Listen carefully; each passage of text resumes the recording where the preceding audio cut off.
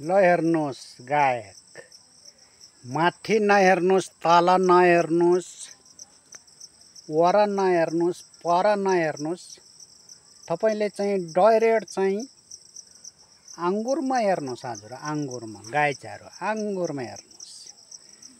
हामीले चाहिँ दुःख मिहिनेत गरेपछि आङ्गुर चाहिँ तपाईको चाहिँ यसरी फल्दो रहेछ आङ्गुर ल हेर्नुहोस् गाईचारो हेर्नुहोस् मज्जाले हेर्नुहोस् हजुर हेर्नुहोस् यहाँ चाहिँ हाम्रो चाहिँ आङ्गुर हेर्नुहोस् बेलकोटगढी वडा नम्बर 9 भागेको कान्छोको बारीमा हेर्नुहोस् आङ्गुर हेर्नुहोस् तपाईको चाहिँ हेर्नुहोस् मुजुरको पाख लिएर नकल गरेको होइन मैले बाघको छाला ओढेर गर्जना गरेको होइन मैले यो सत्य तथ्य आफूले दुःख गरेर यस्तो फलाएको छ हेर्नुहोस् यहाँ हेर्नुहोस् आङ्गुर हेर्नुहोस् तपाईको चाहिँ यहाँ चाहिँ अहिले भन्दा चाहिँ 5 वर्ष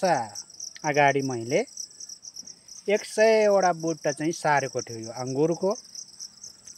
अहिले चाहिँ तपाईको 5 वर्षपछि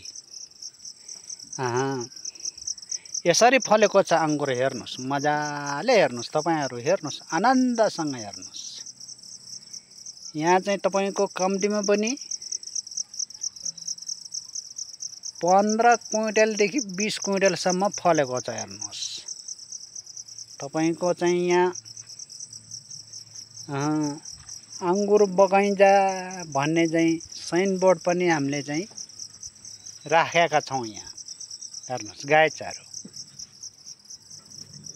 दुःख मिहिनेत गरेपछि हाम्रो नेपालमा पनि नहुने के रहेछ त ल हेर्नुहोस् आङ्गुर मजाले हेर्नुहोस् आङ्गुर अर्गानिक आङ्गुर हेर्नुहोस् आङ्गुर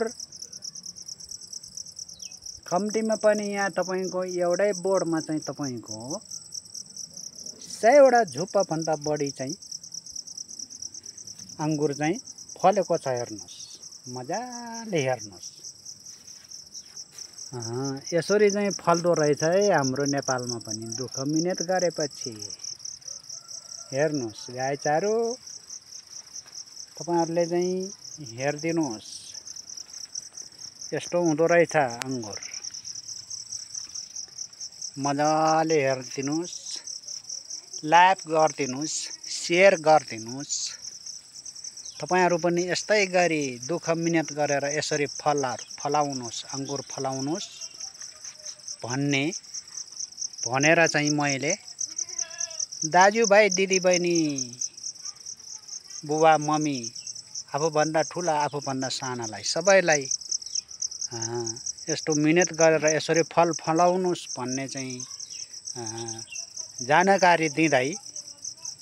तपाईहरुलाई चाहिँ धेरै धेरै धन्यवाद दिन चाहन्छु हस्त नमस्ते भोलि भेटौँला।